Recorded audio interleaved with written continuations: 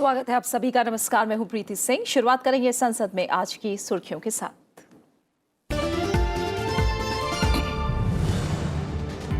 राष्ट्रपति के अभिभाषण से जुड़े धन्यवाद प्रस्ताव पर आज राज्यसभा में चर्चा की उम्मीद। बीजेपी सांसद भूपेंद्र यादव पेश करेंगे प्रस्ताव। संसदीय कार्य राज्य मंत्री विजय गोयल करेंगे प्रस्ताव का समर्थन।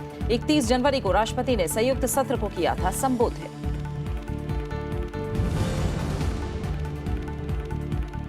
राष्ट्रपति के अभिभाषण से जुड़े धन्यवाद प्रस्ताव पर चर्चा लोकसभा की कार्यसूची में शामिल। बीजेपी सांसद हुक्मदेव नारायण यादव पेश करेंगे प्रस्ताव। जगदंबिका पाल करेंगे प्रस्ताव का समर्थन।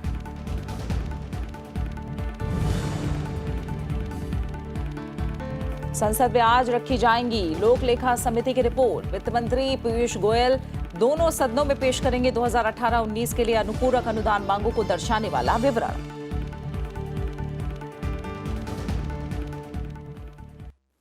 राष्ट्रपति के अभिभाषण से जुड़े धन्यवाद प्रस्ताव पर चर्चा आज संसद के दोनों सदनों की कार्यसूची में शामिल है। पश्चिम बंगाल सरकार के साथ सीबीआई विवाद के मुद्दे पर दोनों सदनों में गतिरोध की वजह से धन्यवाद प्रस्ताव कल चर्चा शुरू नहीं हो पाई थी। धन्यवाद प्रस्ताव पर चर्चा के दौरान विभिन्न दलों के सांसद अपने विचार रखेंगे। राज्यसभा में आज बीजेपी सांसद भूपेंद्र यादव धन्यवाद प्रस्ताव पेश करेंगे। केंद्रीय संसदीय कार्य राज्य मंत्री विजय गोयल प्रस्ताव का समर्थन करेंगे।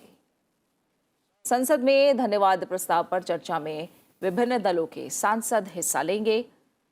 सत्ता पक्ष के सांसदों के लिए ये सरकार की उपलब्धियां गिनाने का मौका होता है, वहीं विपक्षी दल के सांसद सरकार की नीतियों में खामियां गिनाने के लिए अपने तर्क रखेंगे।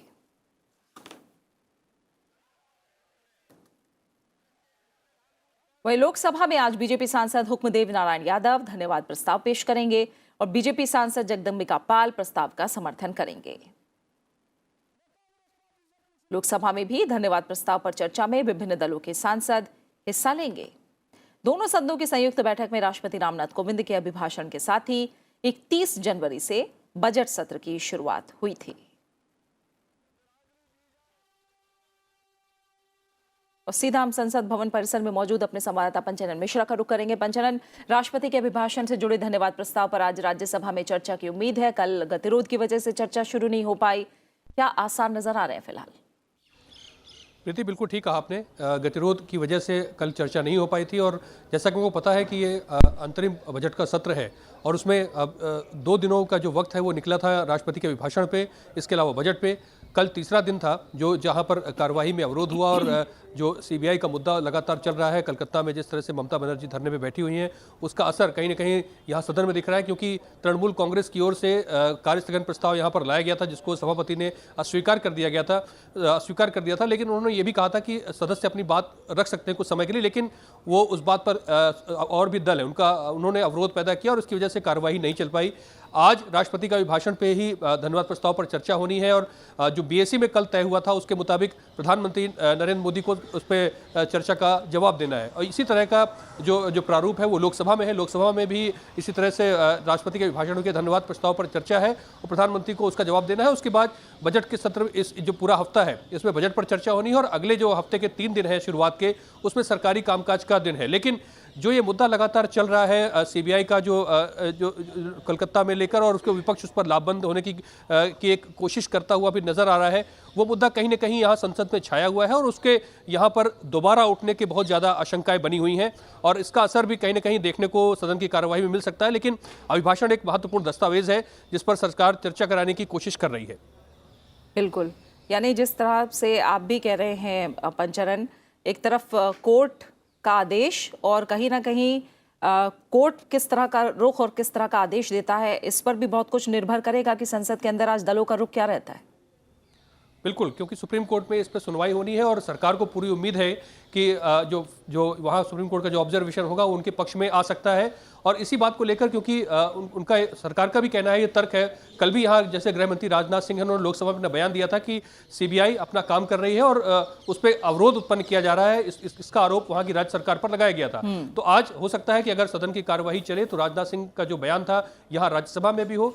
और हमको अब देखना होगा कि क्या राष्ट्रपति के अभिभाषण पर यहाँ पर चर्चा हो पाती है, क्योंकि कई अहम बिल यहाँ पर पारित होने बाकी हैं, चाहे वो मुस्लिम जो ट्रिपल तलाक से जुड़ा बिल हो, चाहे वो नागरिकता संशोधन से जुड़ा बिल हो, क्योंकि हमको पता है कि आखिरी सत्र है ये लोकसभा चुनाव के पहले, तो सरकार अपने एजेंडे से जुड़े जितने भी उसके जो विधेयक हैं उसको तो कम से कम पारित कराने की कोशिश करेगी। और यही कोशिश इसी के मद्देनजर कल हमारी जो बात हुई थी, जो विजय गोयल केंद्रीय संसदीय कार्य राज्य मंत्री थे, उन्होंने इस बात पे भी कहा था कि अगर जरूरत पड़ी तो संसद का सत्र जो है बढ़ाया भी जा सकता है। तो देखना होगा सरकार की और विपक्ष की रणनीति क्या रहती है। बिल्कुल, बहुत बहुत शुक्रिया पंचरन इस जानकारी को हम तक पहुंचाने के लिए आपका। और लोकसभा चुनाव से पहले आखिरी सत्र है, अवधि छोटी है, कामकाज का एजेंडा बड़ा है, साथ ही लंबित कामकाज भी काफी है। ऐसे में देखना होगा कि जो अब आगे दिन है संसद में उसमें किस तरह से कार्यवाही आगे बढ़ती है। आइए कामकाज के एजेंडे पर आगे नजर डालते हैं और अब बात करते हैं दोनों सदनों में रखे जाने वाले अहम पत्रों की। राज्यसभा में आज अलग अलग मंत्रालयों से जुड़े अहम पत्र रखे जाएंगे। केंद्रीय मंत्री श्रीपद यसो नाइक आयुष मंत्रालय के लिए पत्र सभा पटल पर रखेंगे।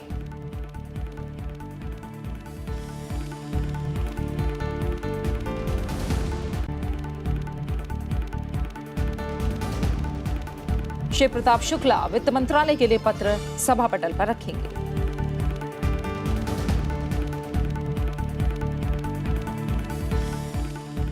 अनुप्रिया पटेल स्वास्थ्य और परिवार कल्याण मंत्रालय के लिए पत्र सभा पटल पर रखेंगी।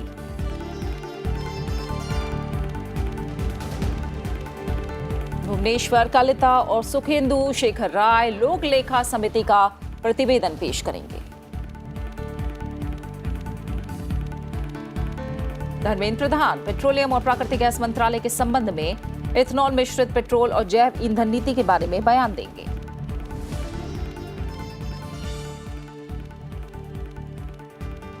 पीयूष गोयल अनुपूरक अनुदान मांगों 2018-19 फरवरी 2019 को दर्शाने वाला विवरण सभा पटल पर रखेंगे।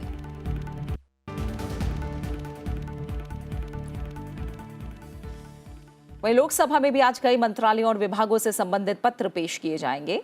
रामविलास पासवान उपभोक्ता मामले, खाद्य और सार्वजनिक वितरण मंत्रालय के लिए पत्र सभा पटल पर रखेंगे।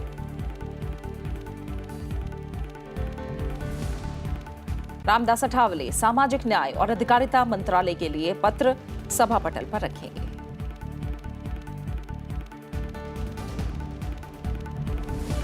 पुरुषोत्तम रुपाला कृषि और किसान कल्याण मंत्रालय के लिए पत्र सभा पटल पर रखेंगे।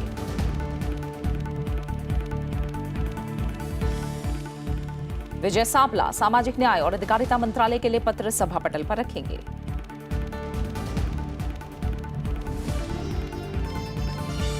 मनसुख मांडविया रसायन और उर्वरक मंत्रालय के लिए पत्र सभा पटल पर रखेंगे।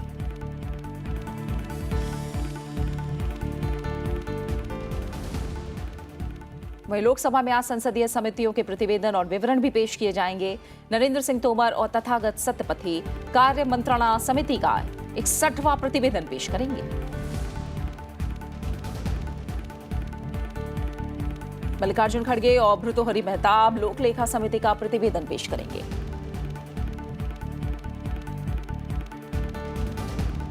पीसी गद्दीगौदर और पीआर सुंदरम सभा पटल पर रखे गए पत्रों संबंधी समिति का प्रतिवेदन पेश करेंगे। किरेन रिजिजू गृह मंत्रालय से संबंधित देश में आपदा प्रबंधन पर गृह कार्य संबंधी स्थायी समिति के प्रतिवेदन पर बयान देंगे। पीयूष गोयल साल 2018-19 के लिए अनुदानों की अनुपूरक मांगे दर्शाने वाला विवरण पेश करेंगे।